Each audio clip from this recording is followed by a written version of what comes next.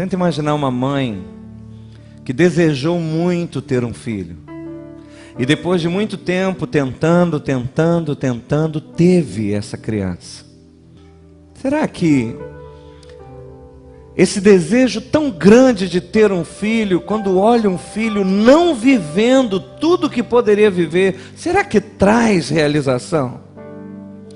E eu fico olhando Deus, eu fico tentando imaginar Deus, que pagou um alto preço para nos resgatar, que pagou um alto preço para nos salvar, que decidiu colocar dentro de nós dons, talentos, paixões, que decidiu abrir o mar muitas vezes, ou nos fazer andar sobre as águas, e ainda assim não conseguir ver a plenitude, essas pessoas vivendo a plenitude de tudo isso que Ele sonhou e plantou.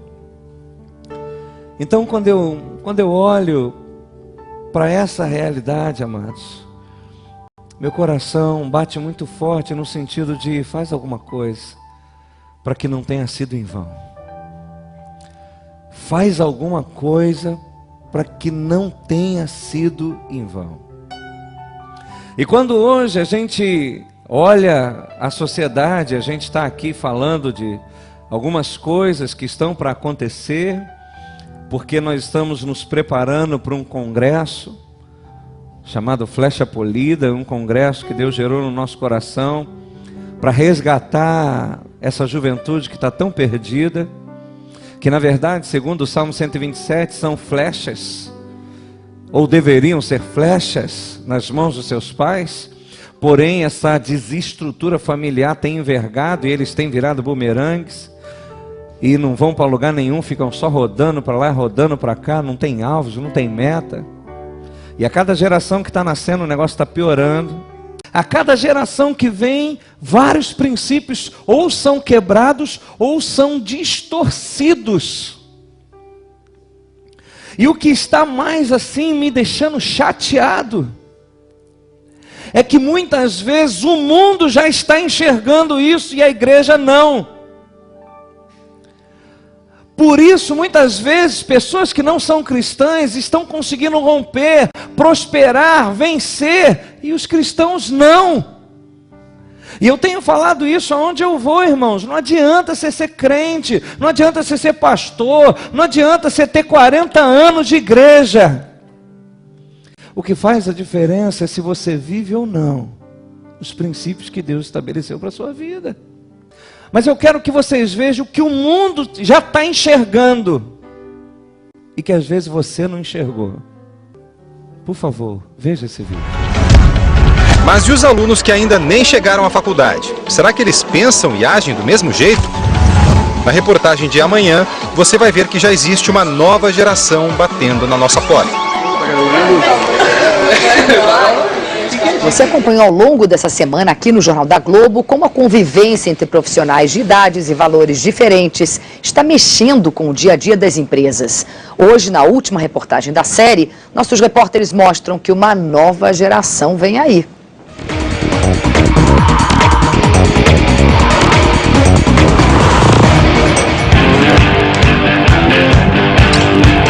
Muita coisa te deixa impaciente? Sim. Por exemplo, nerdeza. Parece aquela impaciência da geração Y, mas é pior. Tem pessoas que fazem coisas muito devagar ou que demoram para entender alguma coisa. Me causa irritação extrema. Uma nova leva de jovens chama a atenção de educadores e especialistas em recursos humanos. Eles ainda não chegaram à universidade, mas já demonstram que vão ter um comportamento diferente no mercado de trabalho. Os dias de caçula da geração Y vão acabar. Vem aí a geração Z. Eu acho que o que tira a paciência dele é quando ele não consegue ter rapidamente o que ele precisa, o que ele quer de mim ou de alguma situação, porque não é a internet, não é o computador que já está lá. Mas quando é agora, é agora. Aí também, quando é agora, é agora. Só que às vezes o seu agora é um pouco agora demais, entendeu? Na nossa geração é super rápida, a internet e tudo mais, então a gente quer tudo com muita ansiedade. Na linha do tempo, a geração Z nasceu a partir de meados dos anos 90. O mundo desses jovens sempre teve internet, e-mail, celular e toda hora aparece uma novidade. O ritmo ditado pela tecnologia é decisivo para formar a personalidade da geração Z. Essa geração atual, ela não compreende a si mesma, a geração Z, sem que haja a digitalização do mundo, das relações, da vida. Ela não se compreende e não compreende a vida fora isso. E às vezes é o computador ligado, com conversa, jogo, música e o celular do lado, e a TV ligada. Vai prestar atenção em tudo que está acontecendo. O menino entra numa empresa hoje como trainee, né, e ele acha que se em 2 anos ele não for um dos diretores, ele é um fracassado, se ele é da geração Y. Porque ele não tem ideia de tempo, de maturação de carreira. A geração Z, ela agudiza essa situação. A tecnologia também molda uma geração em que a comunicação é instantânea e nem sempre depende do olho no olho. Quem de vocês tem computador? Quem usa o computador para entrar no MSN? Quem tem Orkut também? Celular, quem tem? Parece contraditório, mas eles se comunicam tanto que ficam isolados na própria casa. Você sabe que eu levei ele no otorrino porque eu achava que ele tinha problema de surdez ou alguma coisa? É, porque abria a porta do quarto, falava com ele, na quarta, na quinta vez quando eu estava berrando é que ele me respondia. Aí o otorrino me falou isso, falou assim, o ouvido dele é seletivo, ele só ouve o que ele quer. E a mãe eu acho que não é uma coisa que ele gosta muito de ouvir. Aqui família se dá oi, pergunta como foi o dia, vai pro computador, porque não tem muito o que conversar. A gente, por exemplo, não se encaixa tanto, entendeu? A gente prefere falar com nossos amigos do que ficar com a família. E os amigos estão no computador. Então. A gente fica menos na sala, a sala não é mais um lugar de convívio da família, e eles vão para os seus quartos. Mas a gente não pode dizer que eles fizeram isso sozinho. Os seus pais ajudaram a educar dessa forma. A maioria das famílias não acompanha esses adolescentes, eles ficam sozinhos porque os pais trabalham. Então, dessa forma, eles estão acostumados a ficar com eles mesmos, independentes, a fazer as coisas do jeito que eles querem e quando eles querem. Então, no momento em que eles têm que dividir, isso se torna muito difícil. É uma geração conhecida como individualista. Pensando no futuro, esses jovens podem ter muita dificuldade de trabalhar em equipe. Duvida? Quando me contrariam, nossa, eu fico muito bravo. Odeio ser contrariado. E tanto o trabalho em equipe quanto a paciência, essa geração precisa cultivar. Quando chegar nas empresas, ela vai ter que se acostumar a ajudar os mais velhos com a tecnologia, como acontece em casa. Uma troca, entendeu? Eu sempre tive facilidade, eu sempre busquei retirar o melhor assim, das pessoas mais velhas, porque, eles têm sabedoria.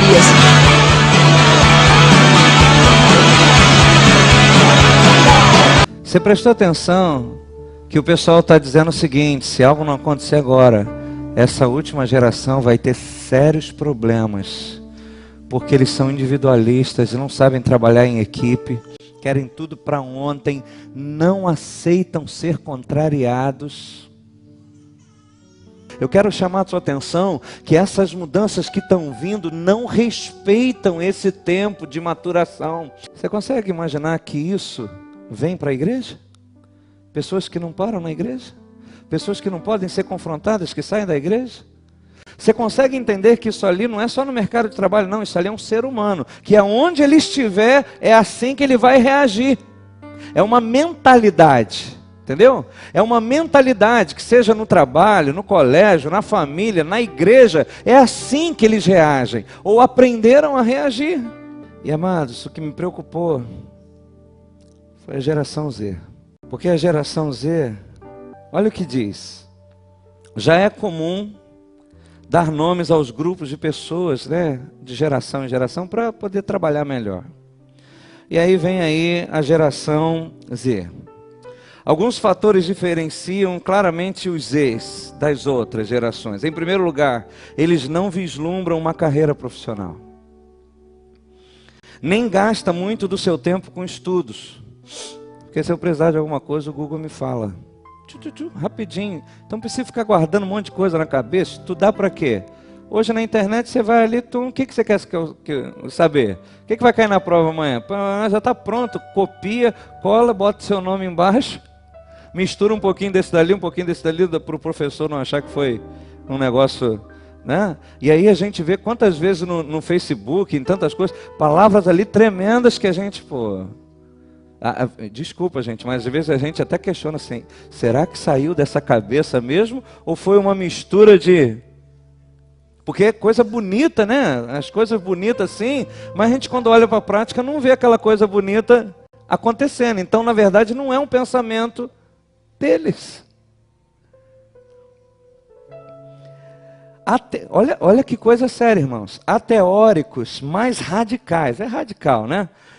Que chegam a afirmar que em 2020 haverá escassez de cientistas, pesquisadores, porque vai haver uma geração superficial, que não tem conhecimento, que não busca o conhecimento, que curte a vida. Essas diferenças os tornam mais avançados. Outra qualidade é a facilidade que tem de operar qualquer instrumento tecnológico, não é? Sem nunca terem sido ensinados. Por outro lado, eles não têm paciência com quem não nasceu na mesma geração. A última palavra que ia aparecer ali é que uma menina tentou ensinar a avó a mexer. Aí ela falou, minha avó não sabia nem como é que o mouse movia na tela. Como é que consegue? Eu mexo aqui, o negócio move ali. Ah, avó, vai cozinhar, avó. Tô fora. Fiquei 2 minutos com ela, 2 minutos com ela. Ela não conseguiu entender, avó. Tem tempo para isso não. E ele falando o seguinte, só que ele vai chegar no mercado de trabalho. E que tem o baby boomer, que é o diretor, o presidente da empresa, que está querendo inovação. Que tem o X lá, que tem pessoas que conhecem o mercado de trabalho, mas que vão precisar da tecnologia. Só que eles não têm paciência. E aí sabe o que acontece? Vão ser mandados embora. Aí não para emprego. Mas isso gera um desgaste para a empresa, porque demissão gera gastos, até achar outro para entrar no lugar. Então olha que coisa interessante, as empresas estão falando, não gente, vamos tentar repensar isso, vamos tentar ver, estão criando fóruns dentro da empresa para se conhecerem, conhecer as gerações e tentar entender, olha só, aprende com ele aprende com você, e a empresa ganha, cara. Você consegue entender por que essa geração Y e a Z vai vir aí, tem problema com hierarquia, com autoridade, porque eles estão piorando, e a gente vai aceitar isso, ninguém vai fazer nada. Essas diferenças os tornam avançados em relação à tecnologia e novos conceitos, mas também os transformam em egocêntricos, que só se preocupam consigo mesmo, na maioria das vezes, e por isso eles não estão preocupados com qualquer questão específica, a não ser que diz respeito a eles. A hierarquia, por exemplo, não é bem vista por esses garotos, que podem facilmente conversar com o chefe e falar com o subalterno da mesma forma. Outra coisa, que tem a predileção por trabalhar em casa, porque não foram acostumados a batalhar. Em casa é coisa mole, na internet, deitado, sentado. Essas são mais ou menos, a gente vai estudar isso até o congresso. Mas eu chamei a sua atenção hoje para as gerações, para você entender o seguinte. Princípios começaram a ser quebrados pelas gerações. A geração que veio anteriormente, que foi machucada pelo princípio quebrado da outra, não conseguiu, e é natural isso, não teve maturidade, discernimento para discernir o seguinte: o princípio é bênção, mas eles não souberam usar. Não, uma vez que eles quebraram os princípios, erraram da maneira, usaram da maneira errada, eles rejeitaram tudo. Quem usou da maneira errada e quem usou e rejeitou o princípio também. Hoje os professores estão penando na escola pública. Escola pública não, qualquer escola. Acabou-se o respeito, não existem mais hierarquias, não existe mais respeito com a autoridade, seja lá quem for, não estou nem aí.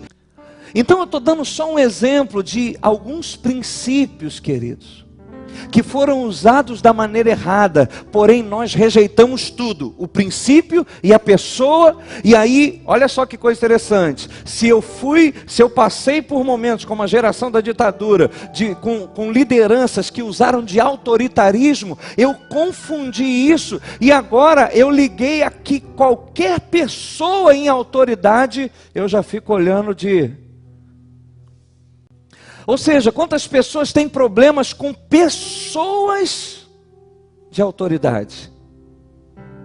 Porque tiveram uma pessoa que usou da autoridade como autoritarismo. E aí eu rejeito todos os que são envolvidos com autoridade. Porque a autoridade para mim foi algo terrível. Por isso, amados, o nosso momento hoje é de voltar às veredas antigas e restaurar os princípios que foram quebrados de geração em geração, porque do contrário, irmãos, deixa eu te mostrar o que nos espera. 2 Timóteo 3. Vê se dentro do perfil que você já ouviu um pouco aqui, principalmente da geração G. MOPQRSTUVXYZ.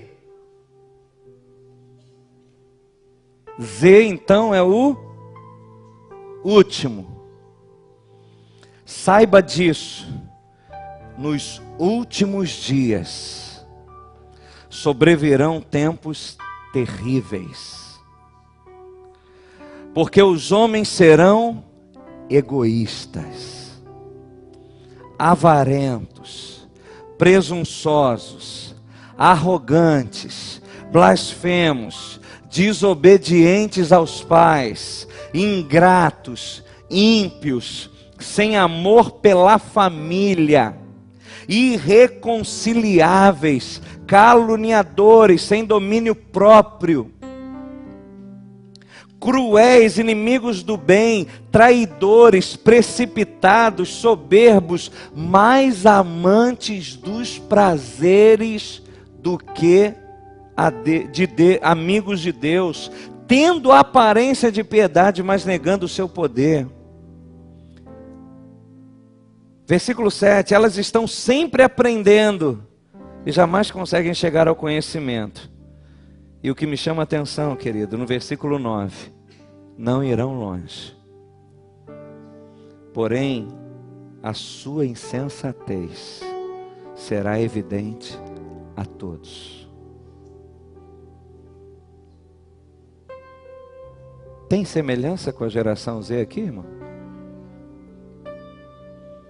Quando a gente leu isso ali com os pastores, buscando em oração, todo mundo ficou... Senhor, tem misericórdia. Misericórdia. Porque o que já está claro, o mundo já enxergou isso.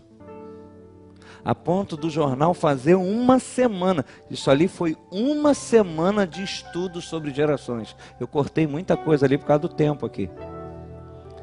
Uma semana de estudos. Chamando a atenção, gente. Vamos acordar, hein? Vamos fazer alguma coisa, hein? Senão as empresas vão entrar em colapso. Senão os patrões vão ter problema. Agora, será que é só os patrões? Ou esse ser humano dentro da igreja não vai agir da mesma forma? Acontece que daqui a 10, 15 anos, eles vão estar aqui ensinando os nossos filhos. Eles são os pastores. Eles vão ser os professores. Por isso esse pastor dos Estados Unidos falou...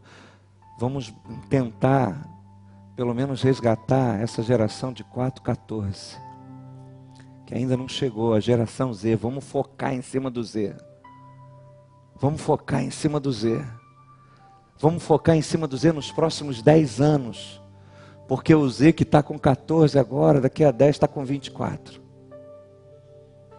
Pode estar casado. Você viu ali, um com 29, já era gerente de uma empresa. Eles vão estar em posições de liderança. completamente feridos, arrebentados, egoístas, com uma visão completamente distorcida. E a Bíblia afirma, querido, que se isso continuar, os últimos dias serão terríveis. Terríveis. Porque eles não terão domínio próprio, ninguém domina. Eu não sei se deu para ouvir bem. Quando falou com a Zé ali, eu odeio ser contrariado. Quando me contraria, consegue entender? Irreconciliáveis, amantes de si mesmos, querido. Mas há uma esperança, amados. Porque no último versículo do Velho Testamento, Deus nos deixou uma promessa. Vamos para lá? Malaquias, capítulo 4. Jesus. Malaquias, capítulo 4. Versículo 5. Aleluia.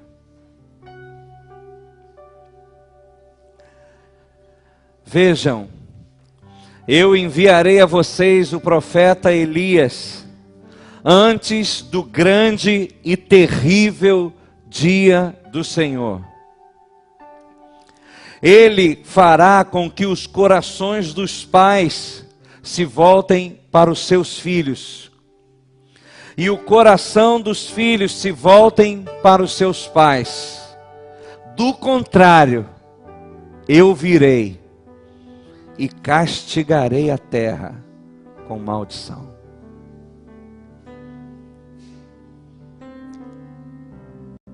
A saída está na restauração da família.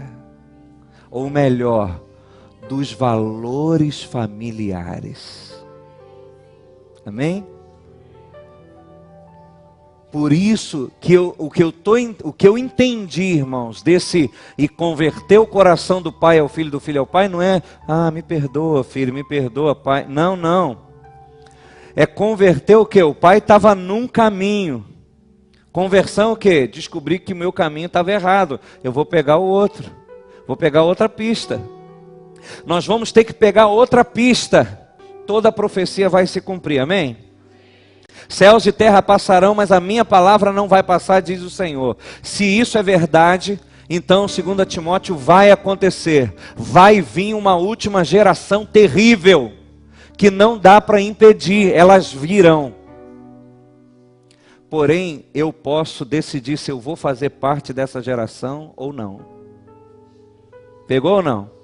Os pré-adolescentes aí, a galera aí, essa geração vai vir, e mais, o texto está dizendo o seguinte, vai ficar evidente para todos a insensatez deles, porque nós vamos ver os frutos do caminho deles, e nós vamos falar, misericórdia, não deu em nada. A insensatez, o que é ser insensato? Não pensa, ignorante. A ignorância deles vai ficar clara para todo mundo, com os erros que eles vão cometer, pelos caminhos que eles vão escolher, por serem egoístas, amantes de si mesmos, traidores, soberbos, bararararará. Então, o que Deus gerou no meu coração quando a gente estava orando essa semana? Dizendo o seguinte, a profecia vai se cumprir. Se aquilo foi profecia e nos últimos dias virão tempos difíceis, vai acontecer. Mas se Deus falou, mas nos últimos dias eu enviarei o profeta Elias. Ou seja, sempre que Deus vai fazer algo, irmãos, Ele levanta os seus profetas. O que esse texto na verdade está querendo dizer é o seguinte, que sempre que Deus vai fazer algo, porque vai pegar geral. Quando vieram as pragas no Egito, o povo de Deus estava lá. Não é verdade? O povo de Deus estava lá. E aí Deus vem, então é o seguinte, manda um recado, que vocês se preparem. Bota o sangue no umbral da porta. Quem obedecer, porque se algum israelita não fez isso, foi. Amém? Sempre que Deus está para fazer alguma coisa, a voz profética se levanta por amor aos seus escolhidos. Irmãos, isso tem que trazer despertamento, porque os profetas estão se levantando em todo lugar. E normalmente Deus faz isso antes de vir com juízo. Então, repito, essa última geração vai vir, infelizmente. Mas eu posso escolher se eu vou fazer parte dela ou não. Hoje, depois disso aqui, eu chamei meu filho para a nossa sala de oração. E eu peguei 2 Timóteo e fui falando característica por característica. Aqui, filho, olha essa geração como é que vai ser. Olha isso aqui. Mas o que significa isso, pai? Essa palavra aí, isso aqui significa isso. Mas como assim? É assim, assim. Que isso, pai? Então, sentei com ele, fui explicando palavra por palavra, atitude por atitude, e eu falei, filho, não dá para impedir que essa geração venha. Agora, filho, você pode decidir se você vai estar nessa geração aqui, ou se você não vai estar, ou se você vai ser o profeta dessa geração. Você pode estar entre esses rebeldes, orgulhosos, soberbos, presunçosos, desobedientes a pai e mãe, ou você pode ser o profeta dessa geração. E nós oramos. E nós oramos. Quando eu acabei de orar, irmãos, eu falei, agora eu queria que você orasse. Sabe o que ele orou? Deus, obrigado porque meu pai cuida de mim. Tem uma geração, querido, que está clamando por confronto. Tem uma geração que está conseguindo enxergar no confronto o amor do Pai. Então, irmãos, eu queria orar nesse momento, clamar. Orar não, eu queria clamar. Porque nós estamos vendo que a igreja pode intervir nessa situação. Porque a verdade traz libertação, irmãos. E como eu falei, o mundo já tem percebido isso. E eu quero convocar todos que aqui estão, e quem sabe vendo aí pelo DVD ou pela internet, a levantarmos um clamor, irmãos, pela igreja brasileira, porque infelizmente os pastores ainda não enxergaram isso. Deus tocou no meu coração, creio que foi Deus, de chamar os educadores. Porque quem está envolvido com a educação, seja na igreja, seja no colégio, na escola, seja em qualquer... Está vendo isso aqui latente, sabe que isso aqui é verdade pura. E sabe que se algo não acontecer agora, o negócio vai explodir. Se você conhecer alguém que está envolvido na educação, seja no colégio, seja na escola bíblica, qualquer área que está envolvido nessa, nós vamos nos unir aqui para discutir isso. Nós temos que chamar a atenção e encontrar uma saída, porque eu já entendi, irmãos, que o Flecha Polida não é um congresso de jovens, é para jovens, porque tudo que a gente vai ministrar com eles não depende só deles. Se eles saírem de lá querendo viver como uma flecha, eles vão precisar de arcos que possam lançá-los. Então o negócio está aumentando, porque eu já vi que não dá para fazer um evento só com os filhos, porque muito do que eu vou falar é consequência da geração passada, e se a geração passada não entender e não houver um conserto, vai dar muita coisa. Então o evento que seria quinta, sexta, sábado, domingo, nós estamos querendo fazer a semana toda. Segunda, quarta e sexta, só pai, pastores e líderes. Aí a gente vai trabalhar as gerações e as consequências que eles geraram. Quinta, sexta e sábado, nós vamos chamar os jovens, que a gente consiga preparar homens e mulheres e enviá-los para as esferas de influência da sociedade. Governo, comércio, educação, igreja, família. Onde tiver essa esfera de influência, a gente conseguir ter pessoas lá de visão. E eu sei que se alguns pegarem essa visão, a gente salva milhares de pessoas, irmãos. A gente pode salvar uma geração. Eu preciso que pessoas se levantem. Nós estamos há 10 anos falando a mesma coisa. Chegou a hora, irmãos, de você se deixar curar, de você se deixar libertar, de você se levantar, porque eu estou vivendo isso. Quem procura, acha. Quem bate, a porta abre. Se você quiser, Deus vai fazer, porque é uma promessa. Se o meu povo que se chama pelo meu nome me buscar, sabe, se humilhar, eu vou fazer. Ainda que não faça do jeito que a gente esperava, ainda que não faça lá na igreja, mas vai fazer no aeroporto, ainda que não faça lá naquele ministério, vai fazer lá no trabalho, vai fazer dentro do ônibus, ele vai fazer, porque ele quer, ele precisa, algo tem que acontecer, irmãos. Mas para isso você tem que estar aberto. Agora, qual é o preço que você está disposto a pagar? Eu não creio que Deus tenha alguns filhos prediletos.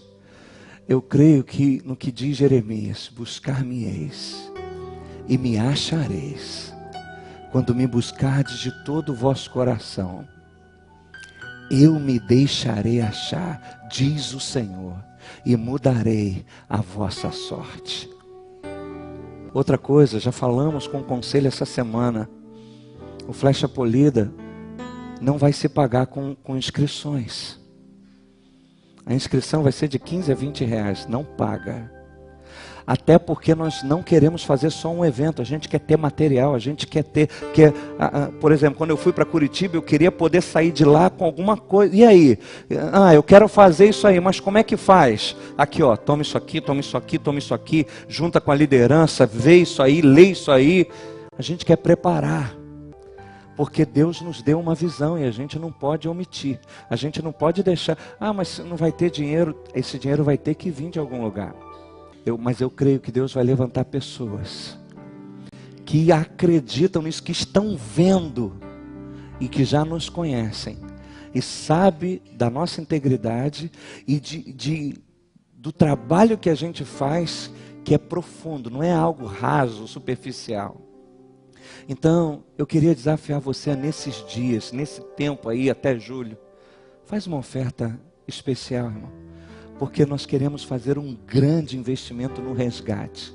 Nós queremos fazer um investimento em pastores, em líderes de jovens, em pais. Nós queremos criar algo que possa ir além do congresso, porque a gente sabe que congresso tem tempo de validade. O que acontece no congresso dura só um tempo. A gente tem que voltar a discipular o povo, sabe por quê? Antigamente, os jovens começavam a entrar em crise de fé no 4º ano da faculdade. Hoje em dia eles estão perdendo a fé no pré-vestibular. No pré, eles já se perderam. Porque não tem fundamento.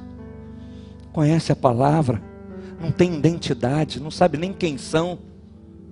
E aí chega uma galera lá, começa a contar umas coisas que sem nexo nenhum. Eles vão, cara. Só Deus, irmãos. Mas Deus quer fazer.